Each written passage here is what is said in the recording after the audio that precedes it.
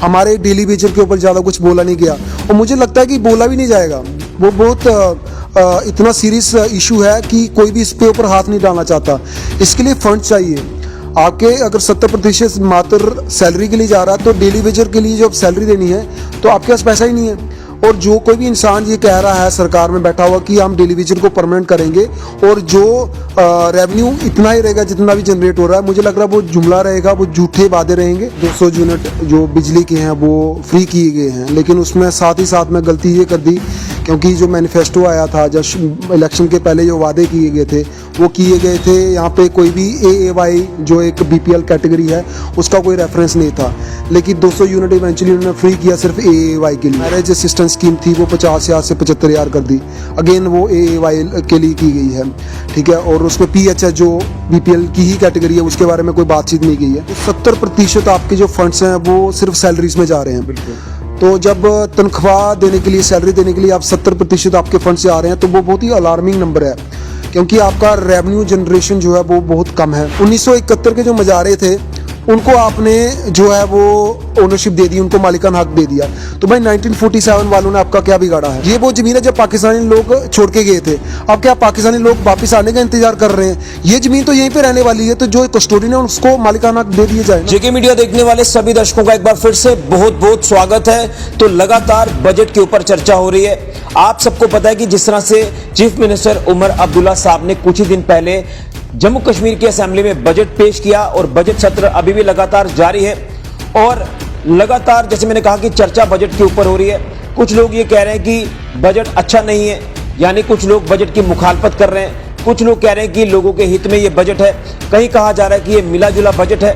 लेकिन जैसे जैसे लोग इस बजट को समझ रहे हैं, जो गजट सामने आई है, तो उसके बाद अब लोगों के और भी रिएक्शन सामने आ रहे हैं। तो आज एक बार फिर से बजट के ऊपर हम बात करेंगे। हमारे साथ मौजूद हैं गंगेश्वर शर्मा जी, जो कि सांबा के जतवाल गांव के रहने वाले हैं और आप इनको अक्सर देखते हैं, जो कि कई सामाजिक कार्यों में ये जो है इन्वॉल्व होते हैं, लोगों की मदद करते हैं। लेकिन जब बात आती है लोगों के हितों की तो उसको लेकर भी बातों को हाईलाइट करते हैं, प्रशासन सरकार तक बात पहुंचाते हैं। तो बजट में इनको क्या कुछ चीजें दिख रही हैं ये आज जानने की कोशिश करते हैं। सर, आपका बहुत बहुत स्वागत है।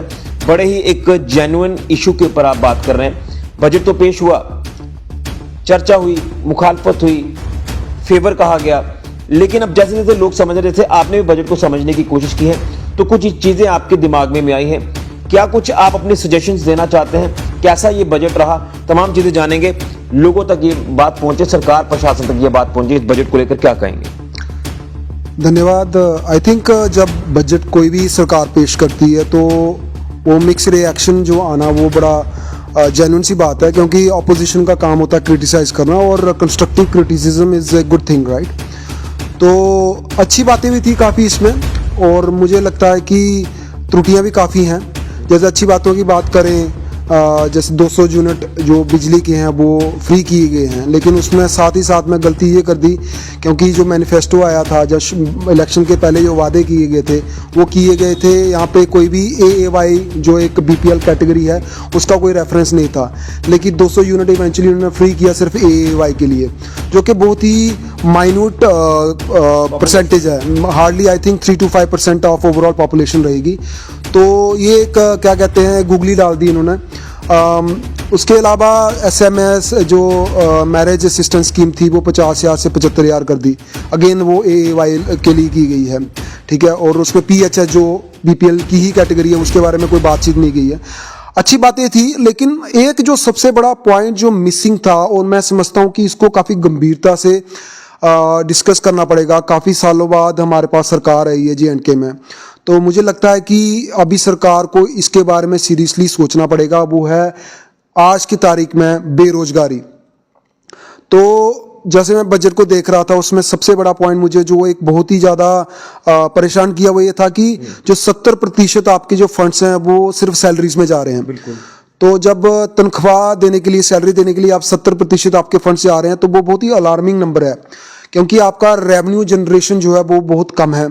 और सरकार ने काफ़ी सब्सटेंशियल अमाउंट जो है वो टूरिज्म, एग्रीकल्चर इसके लिए रखा है, लेकिन क्या वो काफ़ी है रेवेन्यू जनरेट करने के लिए? क्योंकि खर्च आप तभी कर पाएंगे जब आपके पास रेवेन्यू जनरेशन होगा।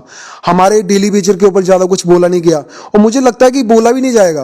वो बहुत इतना सीरियस इशू है कि कोई भी इस पे ऊपर हाथ नहीं डालना चाहता। इसके लिए फंड चाहिए। आपके अगर 70% मात्र सैलरी के लिए जा रहा है तो डेली वेजर के लिए जब सैलरी देनी है तो आपके पास पैसा ही नहीं है। और जो कोई भी इंसान ये कह रहा है सरकार में बैठा हुआ कि हम डेली वेजर को परमानेंट करेंगे और जो रेवेन्यू इतना ही रहेगा जितना भी जनरेट हो रहा है, मुझे लग रहा है वो जुमला रहेगा, वो झूठे वादे रहेंगे। यानी सेंटिमेंट्स के साथ खेला जा रहा है, बिल्कुल खेला जा रहा है।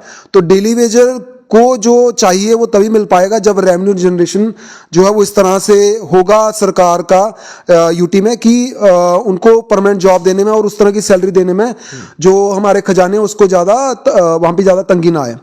तो अनएम्प्लॉयमेंट एक बहुत बड़ा मुद्दा है मेरे हिसाब से। जैसे आज की तारीख में देखें तो 32% जो हमारे युवा हैं यूटी के वो बेरोजगार हैं, जो भारत में सबसे हाईएस्ट नंबर है। तो हम जो अपने नज़दीकी जो राज्य हैं हमारे, तो उसमें जैसे दिल्ली की बात कर ले हम लोग, मात्र 4% उनके पास बेरोजगारी है। तो मैं समझता हूँ कि दिल्ली और जम्मू कश्मीर में एक जो सबसे बड़ा अंतर जो है वो है वहाँ पे जो अपॉर्चुनिटीज़ हैं, ना कि सिर्फ वो सरकारी जॉब्स के ऊपर लोग डिपेंड रहते हैं, वहाँ पे कॉरपोरेट्स हैं, वहाँ पे हैवी मशीन्स इंडस्ट्रीज़ हैं, बहुत सारे वहाँ पे फैसिलिटीज़ अवेलेबल हैं। जो वहाँ के युवा हैं वो ना कि सिर्फ सरकारी नौकरी के ऊपर डिपेंड रहते हैं, वो ये सारी जो अपॉर्चुनिटीज़ उनको अवेलेबल होती हैं कॉरपोरेट्स और heavy industries, heavy machine industries की, वहाँ पे भी उनको लिया जाता है। इसलिए उनका जो परसेंटेज है अनएम्प्लॉयमेंट का काफ़ी कम है। तो हमारे यहाँ पे ऐसा क्यों नहीं है? मतलब हमारे यहाँ पे कॉरपोरेट्स, हमारे यहाँ पे हैवी मशीन इंडस्ट्रीज क्यों नहीं आती हैं? आई थिंक जो हमारा इतिहास रहा है जम्मू कश्मीर का, जी करिए बात, उसमें जो पॉलिटिकल इंस्टेबिलिटी रही है, जब कोई भी बड़ी कंपनी जो आती है वो ये देखती है कि वहाँ पे पॉलिटिकली कितना स्टेबल है कोई भी राज्य या कोई भी जियोग्राफी। क्योंकि अगर उन्होंने कंपनी यहाँ पे लाई और यहाँ पे अगर पॉलिटिकली इंस्टेबिलिटी रही और 365 दिनों में अगर उनके 40 दिन भी खराब हो गए तो आई थिंक वो प्रोडक्टिविटी की व्यू में अच्छा नहीं रहेगा। लेकिन एक चीज मैं और जानूंगा, एक छोटा सा आप भी शायद मिस कर रहे हैं, मैं भी मिस कर रहा हूं कि 10 किलो राशन देने की बात की गई थी, वो भी इसको लेकर भी एक कंडीशन है कि वो भी एएवाई को मिलेगा। इसको लेकर इन शॉर्ट में आपका रिएक्शन जानूंगा और मैं इंडस्ट्री पॉलिसी को लेकर भी बात करूंगा। लेकिन सबसे पहले इस पे रिएक्शन क्या होगा आपका? आई थिंक जो 10 kg फ्री राशन एएवाई को दिया गया है, मैं समझता हूँ कि ये मीठी गोली टाइप है। एज ए पर्सन मैं कभी फ्री चीज़ों का एडवोकेट नहीं करूंगा, उस चीज़ के लिए नहीं करेंगे, क्योंकि at the end of the day किसी की जेब से जा रहा है वो।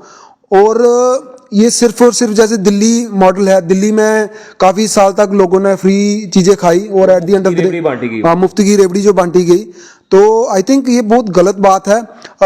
अगर देना है तो कुछ इस तरह से उनको पॉलिसीज लानी पड़ेंगी कि लोग जो है सस्टेनेबिलिटी रहे और अपनी जो रोजगार है वो खुद क्रिएट कर पाएं, अपनी जो परिवार को सपोर्ट करने के लिए जो अनाज या जो भी ज़रूरतें जो होती हैं वो खुद पूरी कर पाएं। फ्री देने के बजाय ऐसी अपॉर्चुनिटीज आप क्रिएट करिए कि लोग खुद सक्षम हो, सेल्फ डिपेंडेंसी रहे। लेकिन अब इसमें एक बात ये आती है कि इंडस्ट्री पॉलिसी काफी एक बड़ा जेन्युइन इशू था और उम्मीद काफी ज्यादा थी कि असेंबली में जो बजट पेश किया जा रहा है उसमें इंडस्ट्री पॉलिसी को लेकर भी बात होगी। लेकिन आज भी हमारे जो स्मॉल स्केल इंडस्ट्रीज वाले हैं, वो लोकल्स हमारे जम्मू कश्मीर के, वो कहीं ना कहीं ये कहते हैं कि हमें इतनी तवज्जो नहीं दी जाती, जो कि बाहर के जो लोग आते हैं उनको तवज्जो दी जाती है। लेकिन वो भी आते हैं, सब्सिडी लेकर चले जाते हैं, अपने यूनिट्स को बंद कर देते हैं, लेकिन जो स्मॉल स्केल इंडस्ट्री वाले हैं वो पीछे रह जाते हैं। बिल्कुल सही बोला आपने। देखिए आज की तारीख में जिस हिसाब से अनएम्प्लॉयमेंट बढ़ रहा है वो नौकरियां इतनी क्रिएट नहीं कर पाएंगे।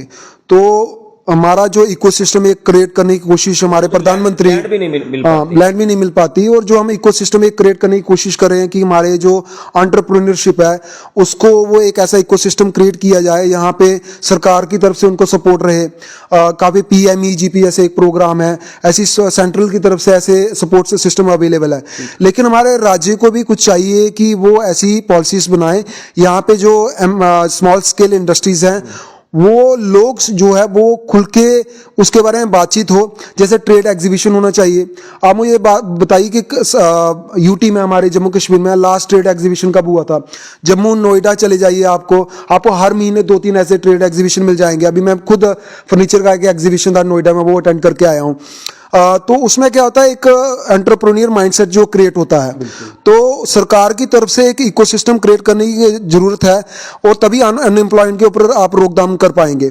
हमारे को जो स्किल डेवलपमेंट है वो अच्छी करनी पड़ेगी। जैसे हम आईटीआई की बात करते हैं आज की तारीख में, तो जब आईटीआई की बात करते हैं, किसी से पूछ ले मैं आईटीआई जा रहा हूँ, तो आईटीआई क्यों जा रहा हूँ? जहाँ प्लम्बर बनने जा रहा है, जहाँ इलेक्ट्रिशियन का बनने जा रहा है। क्या प्लम्बर और इलेक्ट्रिशियन के अलावा कोई कोर्सेज नहीं बढ़े? और इसके जवाब में लोग कहेंगे और भी बहुत सारे कोर्सेज हैं, लेकिन इन्हीं को बढ़ावा दिया जा रहा है। जिस हिसाब से मॉडर्न इंडस्ट्रीज जो है वो इवॉल्व हो रही हैं, हमें आर्टिफिशियल इंटेलिजेंस और जहाँ ऐसी चीज़ों के जो कोर्सेज इंक्लूड करने पड़ेंगे, ताकि हमारे ये युवा हैं उनका जो नॉलेज है वो ऑब्सलीट ना हो, और हमारे जो युवा हैं वो जो इंडस्ट्रीज आने वाली हैं, जहाँ आ रही हैं, उसमें जो अपना एक्टिव पार्टिसिपेशन दे पाएं। आप कस्टोडियल लैंड को लेकर भी कुछ सजेशन सरकार तक पहुंचाना चाहते हैं, इन शॉर्ट में क्या कहेंगे? देखिए, 1947 में जो यहाँ के कुछ लोग थे वो पाकिस्तान चले गए और उनकी ज़मीनें यहीं पे रह गई, और उस समय जो जिन लोगों ने वो ज़मीनें संभाली उनको हम कस्टडी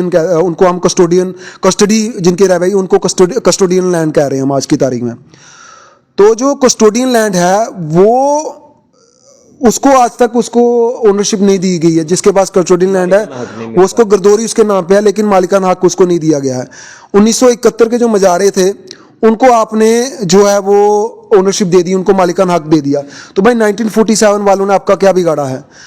तो कस्टोडियन, बहुत सारे लोग हमारे गांव के, जब किसी भी गांव की बात कर लीजिए, ऐसा है कि जिनके पास सिर्फ और किस कस्टोडियन लैंड है। जब भी कोई पब्लिक नेशनल इंटरेस्ट की कोई डेवलपमेंट होती है, जैसे रोड आ गया, कॉलेज आ गए, हमारे गांव में कॉलेज और रोड हुए हैं, और लोगों की पूरी पूरी जमीन कस्टोडियन लैंड चलेगी, और वो किसान को एक सहारा होता है अपनी जमीन का, वो ही नहीं रहेगा तो कैसे रहेगा? और किसका इंतजार हो रहा है? ये वो जमीन है जब पाकिस्तानी लोग छोड़ के गए थे। अब क्या पाकिस्तानी लोग वापस आने का इंतजार कर रहे हैं? ये जमीन तो यहीं पे रहने वाली है, तो जो कस्टोडियन है उसको मालिकाना हक दे दिए जाए ना। उसकी वजह से किसान के बीच में एक विश्वास आएगा, और वो जिसका एकमात्र जो साधन जमीन से होता है वो थोड़ा सक्षम महसूस करेगा। चलिए, बहुत बहुत धन्यवाद। तो ये थे हमारे साथ गंगेश्वर शर्मा जी, जिन्होंने काफी की पॉइंट्स के ऊपर बात की है, जो कि बजट में चीजें जो देखने को मिलनी चाहिए थी वो कुछ चीजें मिसिंग है। इसलिए सरकार को चाहिए कि इस बजट में रिव्यू किया जाए, कहां पर त्रुटियां हैं, कमियां हैं, उन्हें पूरा किया जाए। जो मैनिफेस्टो में सरकार ने बातें रखी थी, क्या वो बजट में देखने को मिल रही हैं? कई सारी चीजें मिसिंग है, कंडीशंस अप्लाई हो गई हैं, और यहां पर काम करने की जरूरत है कि बेरोजगारी को दूर किया जाए, एंटरप्रेन्योर्स जो युवा हमारे वो बने, लेकिन उसके लिए आपको सपोर्ट करना है उन तमाम युवाओं को, उनको लैंड मुहैया कराएं, स्मॉल स्केल इंडस्ट्रीज की तरफ वो जाएं, और उसी के साथ साथ जो बेरोजगारी दर है वो कम हो सकती है इस स्टेप को उठाने से। लेकिन एक इंपॉर्टेंट ये था कि जो कस्टोडियन लैंड का इशू था, इसमें ये सरकार करे कि जिनके पास ये जमीनें हैं, कस्टोडियन लैंड है, उनको मालिकाना हक जमीन के दिए जाएं। सही कहा कि क्या जो जमीनें छोड़कर गए हैं अब वो वापस आएंगे यहां पर, इसको लेकर कोई पॉलिसी इख्तियार की जाए। तो ये बजट के ऊपर जैसे जैसे लोग कुछ चीजें समझ रहे हैं, वैसे वैसे कई सारे सजेशंस सरकार तक पहुंचाने की कोशिश की जा रही है इस बजट को लेकर। अब देखना यह है कि सरकार किस तरह से इस बजट पे रिव्यू करती है। फिलहाल के लिए ऋषि खजूरिया, जेके मीडिया के लिए।